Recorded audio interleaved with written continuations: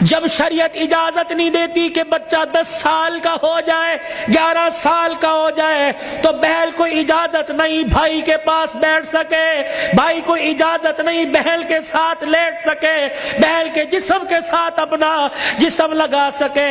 تب 11 سال کا بھائی بہن کے ساتھ جسم نہیں لگا سکتا تو تجھے محلے دار کے موٹر سائیکل پہ بیٹھ کے شہر جانے کی اجازت کس نے دی ہے؟ مولانا بشیر صاحب صحیح کہہ رہا ہوں؟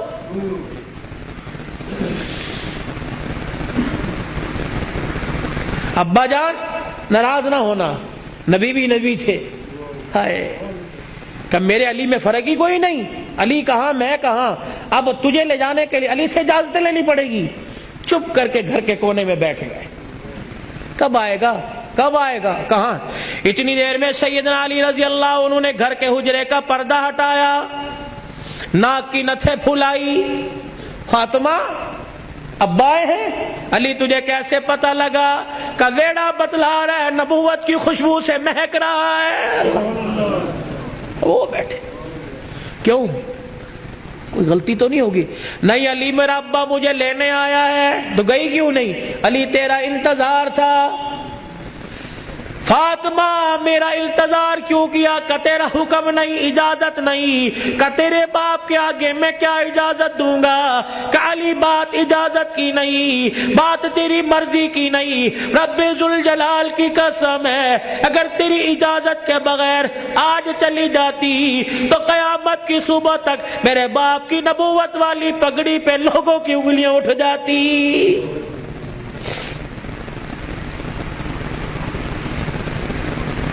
اگر یہ میرا پیغام بہنوں تک جا رہا ہے, بیٹیوں تک جا رہا ہے, خدا کے واسطے لڑنے سے پہلے سوچ لینا میرے باپ کے بالوں کی سفیدی رل جائے گی. گھر کے اندر زور زور سے بولو گی, محلے والے کہیں گے فلانے دی تینے ویکی تماشا لگا رکھا ہے. رب اکبر کی قسم ہے تیرے باپ کی پگڑی رل جائے گی. میری بہنوں میری بیٹیوں روکھا سوکھا کھا کے گزارا کر لو, چرپائی نہیں زمین پہ لیٹ کے گزارا کر لو, گرمی کے پتلے لون نہیں سردی کے موٹے کھدر پہل کے گزارا کر لو. رب اکبر کی قسم ہے آج سسرال میں ماں باپ کی عزت بچا لے, کل قیامت کے دن میدان معاشر میں اللہ تیری عزتیں بچائے گا.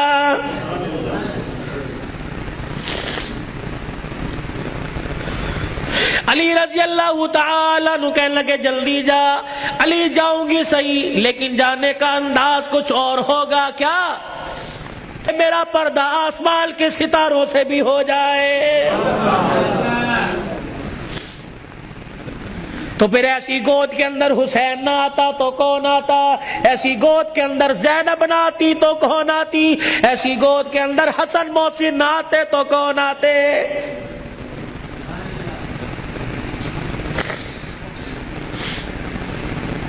لوری میں قرآن ملے گا تو اللہ کی قسم جوانی میں قرآن کی تلاوت سے گھر مہکے گا.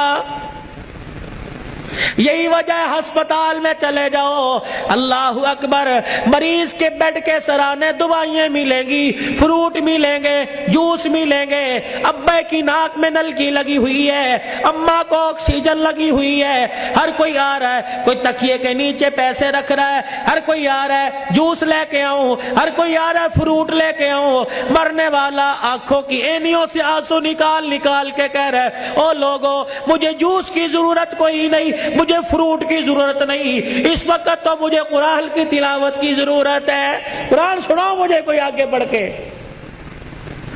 بیوی کا میں نہیں سنا سکتی. جب شادی کی تھی تو میرے ماں باپ نے کہا تھا کہ ماشاءاللہ ترجمے سے قرآن پڑھی ہے. پتہ تیری ماں نے اس وقت کیا کہا تھا؟ او تے ٹھیک ہے سکول کنا پڑھی ہے. تو تیری ماں نے قرآن پڑھنے کے بجائے سکول کو ترجیح دی تھی. میں تجھے ABC سنا سکتی ہوں, قرآن نہیں سنا سکتی. بیٹے تو مجھے قرآن سنا دے, سورہ یاسین سنا. بیٹے تو مجھے سورہ رحمان سنا. ہاتھ جوڑ کے پیچھے کھڑا ہو گیا. اور تو نے قرآن نہیں پڑھا؟ نہیں ابا جی. کیوں؟ ابا جان قصور میرا نہیں, قصور تیرا ہے.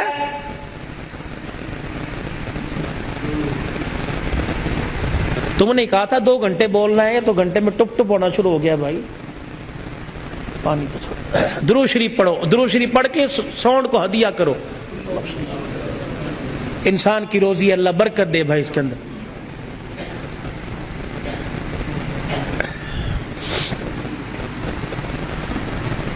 ابا جان آج کہہ رہا ہے قرآن سنا, کتھوں سناوا تینوں قرآن؟ ابا جان وہ یاد کر میں دنیا میں نہیں آیا تھا. ابا تو مزدوری کر کے شام کو آیا, میری ماں تجھے دیکھ دیکھ کے مسکرا رہی تھی. تو نے میری ماں سے کہا تھا خیر ہوئے, آج کیوں ہنس رہی ہے؟ اللہ اکبر. تو نے کہا رات نہیں, میری ماں نے کہا رات کو بتاؤں گی. ابا جان جب تنہائی میں میری ماں اور تو بیٹھے تھے, ابا جان میری ماں خوش ہو کے رونے لگی. تو نے کہا پلیے لوگ کی گل ہے؟ کہ لگی مبارک ہو تیرے گھر میں مہمان آنے والا ہے. اللہ کہا تھا نا. ابا جان یاد کر میری ماں کے پیٹ پہ ہاتھ رکھ کے کہا تھا میری نسل چلے گی. کہا ابا تو نے کہا تھا آنے والے کو کیا بنانا ہے؟ میری ماں نے کہا ڈاکٹر, تو نے کہا وکیل. میری ماں نے کہا کھلاڑی, تو نے کہا جج. ابا جان وہ رات یاد کرو, اللہ اکبر, میں ماں کے پیٹ میں سن رہا تھا. تو نے کہا ڈاکٹر بنانا, تو نے کہا وکیل بنانا.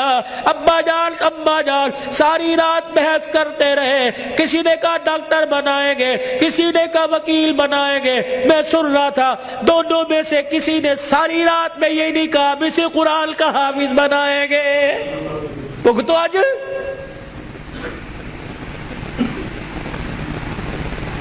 بتاؤ ڈاکٹری کام آئی, وکالت کام آئی, کیا کام آ رہا ہے؟ ابا جان 9 مہینے کے بعد میں دنیا میں آیا, تجھے تیری سفید داڑھی کا حیا نہ آیا. ابا جان تو نے بھی تالیاں بجا بجا کے میرا استقبال کیا.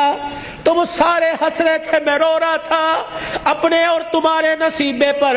میں رو رو کے کہہ رہا تھا ظالمو مجھے گانا نہ سناؤ, مجھے قرآن کی تلاوت سناؤ.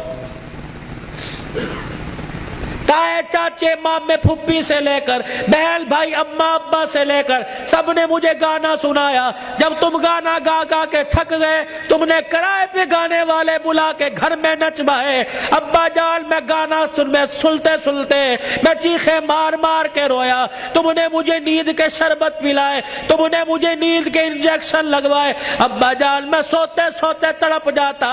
تم کہتے پرچھاواں پڑ گیا, بچہ اچھل رہا ہے, مولوی مبشر نظر صاحب دب کر دو. اللہ کی قسم میرے پہ پرچھاوا نہیں پڑا بلکہ میرے پہ گانے کی نحوست پڑ گئی تھی.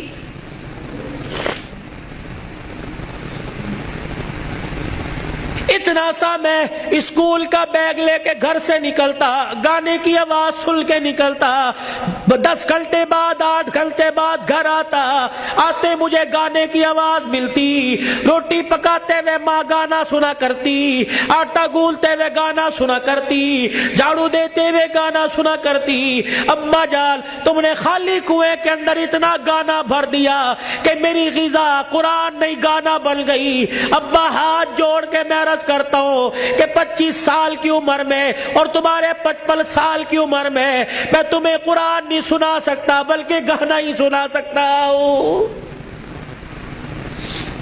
میں کہاں سے لاؤں وہ لال جو فاطمہ کی گود میں آیا تھا اور سیدہ فاطمہ الزہرا نے سینے سے لگایا اور سینے سے لگا کر بیٹے کو دودھ پلا کے مسکرا کے قرآن سنایا اور دل کی دنیا میں کہا اس قرآن کی قیمت کیا ادا کرے گا, اس مسکرانے کی قیمت کیا ادا کرے گا, اس گود کی قیمت کیا لگائے گا. تو حضرت حسین نے مسکرا کے ماں کی طرف دیکھا کہ اماں تو نے مجھے گود میں قرآن سنایا, انشاءاللہ میں کل کربلا کے میدان میں تجھے نیزے کی نوک پہ چڑھ کے اللہ کا قرآن سناؤں گا.